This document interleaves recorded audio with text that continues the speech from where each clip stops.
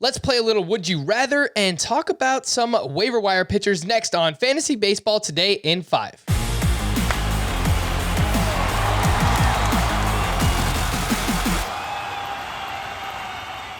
Welcome into FBT in 5. As always, make sure to follow and stream us on Spotify. And if you enjoy this podcast, please feel free to leave a 5-star Apple Podcast rating and include a player you want us to deep dive in the review. Today is Tuesday, April 27th.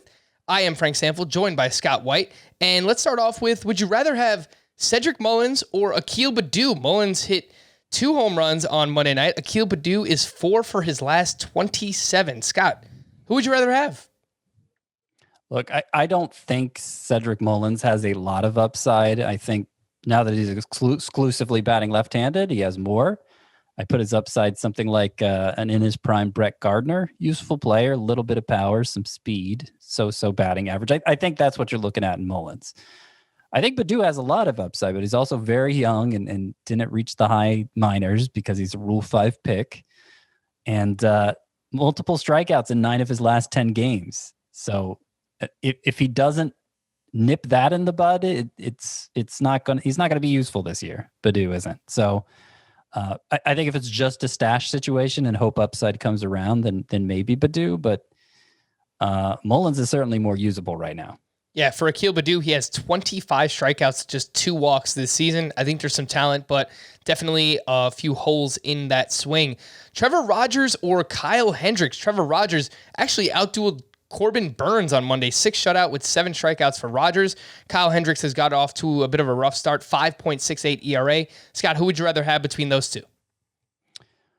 I would rather have Hendricks. I know he's been kind of knocked around in the early going, but I don't see any underlying concerns, and he has a long track record of being a quality fantasy pitcher.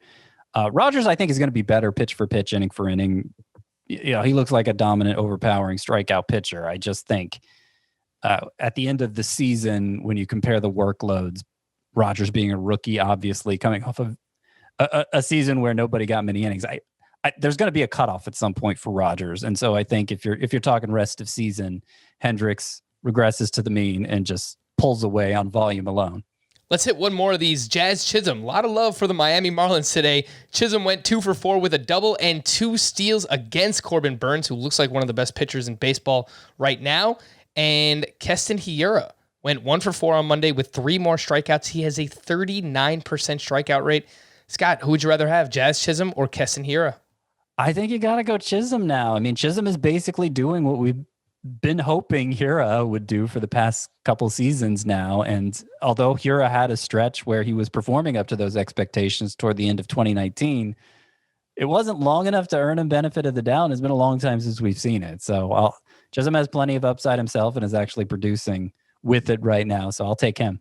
Rich Hill. Yeah, that Rich Hill. The old man. He was back at it going up against the Oakland A's on Monday. He pitched 6 innings, 2 runs, 10 strikeouts. He's only 23% rostered in CBS leagues.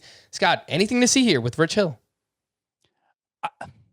I didn't think he was going to have a start like this year, him being 41 years old and pitching for the Rays, who don't handle any starting pitcher conventionally except for maybe Tyler Glass now. So to see Hill spin a start like this, it gives me some hope he could be useful this year, but I still think it's going to be the exception more than the rule. So probably can remain on waivers in most leagues.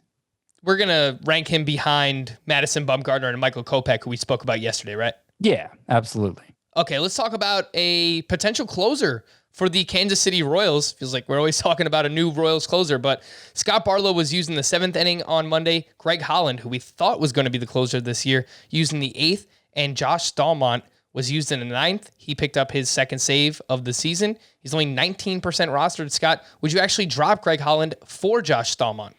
I would. I think this is the clearest sign yet that the Royals are focusing on one guy, Staumont, who is their most talented reliever, I think. So the cream appears to have risen to the top, and 2 saves in 3 days for him. And the day in between, he was getting ready to come in for a save situation that never materialized. So I think I hesitate to say so with the Royals and Mike Matheny, as much as he's mixed things up, but I think this is the clearest indication yet that they intend for a certain person to be the closer, and that certain person is Staumont. Would you drop Alex Colomé, who gave up a walk-off home run on Monday, for Josh Staumont? I would.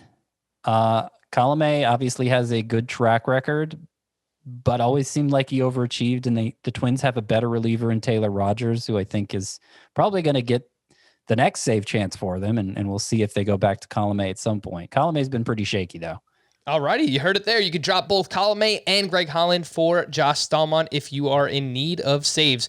For more extensive fantasy baseball coverage, listen to the Fantasy Baseball Today podcast on Spotify, Apple Podcasts, Stitcher, your smart speakers, or anywhere else podcasts are found. And thanks for listening to Fantasy Baseball Today in 5. If you enjoyed the pod, please leave a 5-star review on Apple. We'll be back again tomorrow morning. Bye-bye.